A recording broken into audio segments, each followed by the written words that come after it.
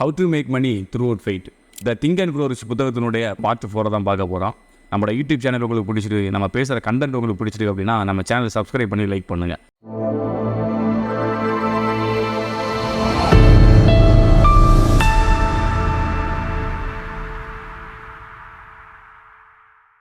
If a man repeat a lie over and over, he will eventually observe the lie as truth.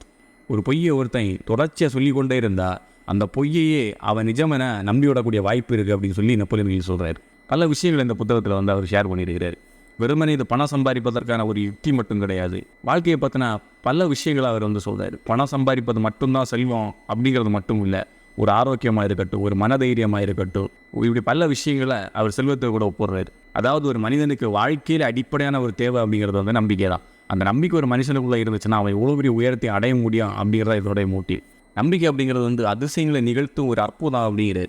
அதாவது ஒரு அறிவியலால் கூட புரிந்து கொள்ள முடியாத புதிர்களை நம்பிக்கையின் மூலம் ஒரு மனிதனால் சாதிக்க முடியும் அப்படிங்கிறது. Faith is the basic of all miracles. உங்கள் லைஃப்பில் ஒரு ஃபெய்த்தே இல்லை, ஒரு பணம் சம்பாதிப்பதற்கான ஒரு நம்பிக்கையே உங்களுக்கு இல்லை அப்படின்னா இந்த வீடியோ நீங்கள் பார்க்குறீங்க இல்லை, நான் சொல்கிற இந்த விஷயங்களை எல்லாம் நீங்கள் நோட் பண்ணுங்கள். ஒரு 4 விஷயத்தை உங்களுக்கு ஷேர் பண்ணுறேன். ஃபஸ்ட்டு எப்படின்னா சிம்பிள் பாயிண்ட் தாங்க, பிலீவ் அவர் செல்ஃப். நம்ம ஃபஸ்ட்டு நம்பணும். சப்போஸ் உங்களை நம்ப முடியலை அப்படின்னா இந்த மந்திரத்தை நீங்கள் சொல்லுங்கள் அப்படிங்கிறாரு. இது வந்து ஏதோ சித்தர்கள் எழுதி கொடுத்த மந்திரம் இல்லைங்க, இது நார்மலாக நமக்குள்ளே நம்ம சொல்லிக்கொள்ளக்கூடிய ஒரு உற்சாகமான வார்த்தை தான். என்ன அப்படின்னா, என்னால் என் கோலை அடைய முடியும், அதற்கான முழு திறமை எனக்குள்ளே இருக்குது, கடவுளின் உதவினால் நான் இதை செய்ய முடியும் அப்படின்னு நீங்கள் நம்புங்க அப்படிங்கிறாரு. அது மட்டும் இல்லை, இதை தொடர்ந்து உங்களுக்குள்ளே நீங்கள் சொல்லிக்கொள்ளுங்க அப்படிங்கிறாரு. அதாவது நம்ம என்ன சிந்திக்கிறோமோ, நம்மளை பற்றி நம்ம என்ன எண்ணுகிறோமோ அதன்படி தான் நம்ம வாழ்க்கை மாறப்போகிறது. என்னுடைய ஒரு சின்ன புரிதலை நான் ஷேர் பண்ணுறேன். ஒரு மனிதன் இந்த உலகத்தில் பிறக்கிறான் அப்படின்னா அவன் எப்படி கனவு காணுகிறானோ, அவனுடைய ஆம்பிஷன் என்னவாக இருக்கிறதோ, அது எவ்வளோ பெரிய ஆம்பிஷனாக இருந்தாலும் அதை அடையக்கூடிய எல்லா கெப்பாசிட்டி அவனுக்குள்ளே தான் இருக்குது. ஆனால் நம்ம நிறைய நேரங்கள் என்ன பண்ணுறோம் அப்படின்னா அதை நோக்கி நம்ம பயணிக்க மாட்டோம். இதெல்லாம் முடியுமா அப்படின்னு சொல்லி நம்ம பின் வாங்கிடுறோம். ஆனால் ரியாலிட்டி என்னன்னா, அதை அடைவதற்கான எல்லா திறமைகளையும் கடவுள் உங்களுக்கு கொடுத்துருக்குறாரு. அதை ஒருத்தர் நம்பி தைரியமாக அதை ஏற்றுக்கொண்டு தனக்கு தானே அதை அடிக்கடி சொல்லி என்னால் இதை முடியும், நான் இதை கண்டிப்பாக அச்சீவ் பண்ணணும் அப்படிங்கிற மாதிரி தீவிரமாக உழைக்கிறாங்கல்ல, அவங்க லைஃப்பில் சக்ஸஸ் ஆகிறாங்க. 2வது விஷயம் என்னன்னா, ரியலைஸ் த டாமினேட்டிங் தாட்ஸ். உங்கள் மனசில் அடிக்கடி வருகிற எண்ணம் இருக்குல்ல, அந்த எண்ணங்களில் எது அதிகமாக உங்களை வந்து பாதிக்குது அப்படிங்கிறத வந்து நீங்கள் கேர் பண்ணுங்கள். ஒரு எண்ணம் நம்ம மனசில் அதிகமாக வந்து மேலோங்கி வருகிறது இல்லை, அந்த எண்ணத்தின்படி தான் நம்ம வாழ்க்கை அமைய போகிறது. தொடர்ச்சி ஒரு விஷயத்தை நீங்கள் நினச்சிட்டே இருந்தீங்கன்னா அந்த விஷயத்தை அடையக்கூடிய எல்லா சூழலும் உங்கள் வாழ்க்கையில் ஏற்படும். இது ஒரு ஈர்ப்பு விதி அப்படின்னு கூட சொல்லலாம். நம்ம ஒரு விஷயத்தை நோக்கி பயணிக்க ஆரம்பிச்சிட்டோம், முழு மனதோடு அதை ஏற்றுக்கொண்டு இது எனக்கு வேணாம் அப்படிங்கிற மாதிரி நம்ம பயணிக்க ஆரம்பிச்சிட்டோம் அப்படின்னா நிச்சயமாக அந்த விஷயத்தை அடைவதற்கான எல்லா சூழலையும் இந்த பிரபஞ்சம் நமக்கு உருவாக்கி தந்துகிட்டே இருக்கும். ஸோ இதை பிலீவ் பண்ணும்போது நம்ம உண்மையான ஆர்வத்தோடு எதை நோக்கி பயணிக்கிறோமோ அதற்கான எல்லா சூழலையும் இந்த பிரபஞ்சம் நம்மளை நோக்கி ஈர்த்து வரோம் அப்படிங்கிறதான் உண்மை. ஒரு 30 நிமிடம் உங்கள் லைஃப்பில் தினமும் நீங்கள் உங்களுக்காக செலவு பண்ணுங்க. அதாவது ஒரு இடத்துல நம்ம போய் உட்காந்துருந்து நம்ம லைஃப் எப்படி இருக்குது, நம்ம எதை அதிகமாக சிந்திக்கிறோம், நம்ம வாழ்க்கை எதை நோக்கி போயிட்டுருக்கு அப்படிங்கிறத சிந்திங்க. உங்களுக்குள்ளே இருக்கிற நெகட்டிவ் தாட்ஸ், நம்ம எதை பற்றி அதிகமாக கவலைப்படுறோம், எதை பற்றி அதிகமாக பயப்படுறோம், இது எல்லாத்தையும் நீங்கள் நோட்டீஸ் பண்ணுங்க. நோட்டீஸ் பண்ணும்போது என்ன ஆகும்னா உங்களுக்குள்ளே இருக்கிற தேவையில்லாத தாட்ஸ் எல்லாம் வெளியே போக ஆரம்பிக்கும். எது உங்கள் ஆம்பிஷனோ, எது உங்களுக்கு ரொம்ப பிடிச்சிருக்கோ அந்த எண்ணங்களை அடிக்கடி நீங்கள் திங்க் பண்ண ஆரம்பிங்க. அப்படி திங்க் பண்ண ஆரம்பிக்கும் போது இன்னும் உங்களுக்கு ஒரு அதிகமான மோட்டிவேஷன் மட்டும் இல்லை, உங்கள் லைஃப்பில் மிகப்பெரிய அச்சீவ் பண்ணணும் அப்படிங்கிற ஒரு தாகம் வரும். நான் ஆக்சுவலாக என்ன பண்ணணும் தெரியுமா, எனக்கு லைஃப்பில் ஏதாவது ஒன்று வேணும் அப்படின்னா அதை நான் நினைக்கிறது மட்டும் இல்லை, அதை பற்றின சில தகவல்களை எழுதிப்பேன். இல்லை அப்படின்னா சம் ஃபோட்டோஸ் ஏதோ ஒன்று என்னுடைய பெட்டு பக்கத்தில் வந்து ஒட்டி வச்சுப்பேன்.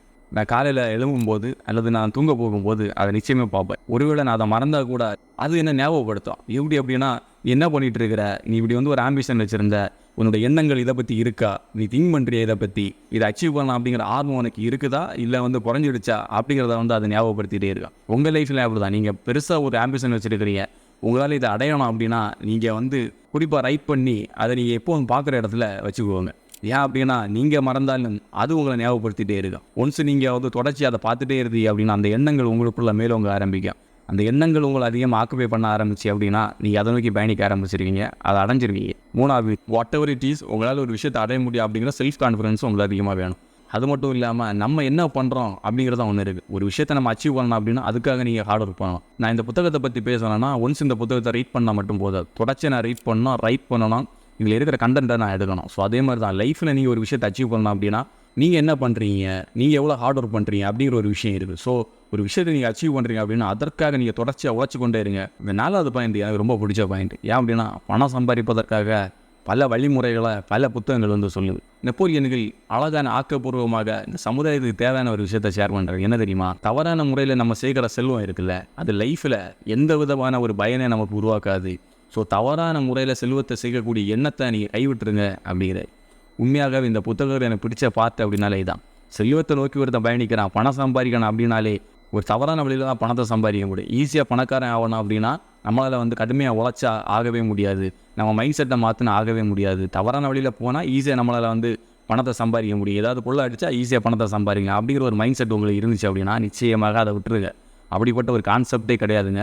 ஆக்சுவலாக நெப்போலியன் சூப்பராக அந்த விஷயத்த சொல்கிறாரு. தவறான முறையில் ஒரு செல்வத்தை சேர்க்க நீங்கள் முடிவு பண்ணிட்டீங்க அப்படின்னா உங்கள் லைஃப்பில் மேபி ஒரு 5 இயர்ஸில் ஒரு 10 இயர்ஸில் உங்கள்கிட்ட காசு இருக்க மாதிரி இருக்கும். ஆனால் அந்த காசை வச்சு உங்களால் எதுவுமே பண்ண முடியாது. செல்வம் அப்படிங்கிறது வந்து வெறுமனே பணம் மட்டும் கிடையாது, அதுக்குள்ளே நிறைய விஷயங்கள் இருக்குது. ஸோ தவறான முறையில் பணத்தை சம்பாதிக்கணும் அப்படிங்கிற ஒரு மைண்ட் செட்டை நீங்கள் விட்டுருங்க. உண்மை நியாயம் இரண்டின் அடிப்படையில் கிட்டாத எந்த செல்வமும் நிலைக்காது, அது நம்மளை வந்து அழிச்சிடும் அப்படிங்கிறத நீங்கள் நோட் பண்ணி வச்சுடுங்க. சப்போஸ் நீங்கள் அதிகமான பணம் சம்பாதிக்கணும் அப்படிங்கிற ஒரு ஆர்வத்தில் இருந்தீங்கன்னா தயவு செய்து உங்கள் பர்ஸ்லேயே எழுதி நீங்கள் வச்சுக்கோங்க. அது மட்டும் இல்லை, நீங்கள் பார்க்குற இடத்துல கூட எழுதி வச்சுக்கோங்க. என்ன அப்படின்னா, உண்மை நியாயம் இந்த இரண்டின் அடிப்படையில் கிடைக்காத செல்வமும் பதவியும் ஒரு நாள் நிலைக்காது, இதை நான் ஏற்றுக்கொள்ள போவதில்லை அப்படிங்கிற ஒரு தீர்மானத்தை நான் எடுக்கிறேன் அப்படின்னு சொல்லி கீழே உங்கள் சிக்னேச்சரையும் போட்டு எழுதி எங்கேயாவது ஒட்டி வச்சுக்கோங்க. இந்த புத்தகத்தினுடைய அடுத்த பகுதியை அடுத்த வீடியோவில் நான் நிச்சயமாக பகிர்ந்து கொள்வேன். நம்மளோட யூடியூப் சேனல் உங்களுக்கு பிடிச்சிருக்குன்னா நிச்சயமாக சப்ஸ்கிரைப் பண்ணி லைக் பண்ணி உங்கள் ஃப்ரெண்ட்ஸுக்கு ஷேர் பண்ணுங்கள். நன்றி, வணக்கம்.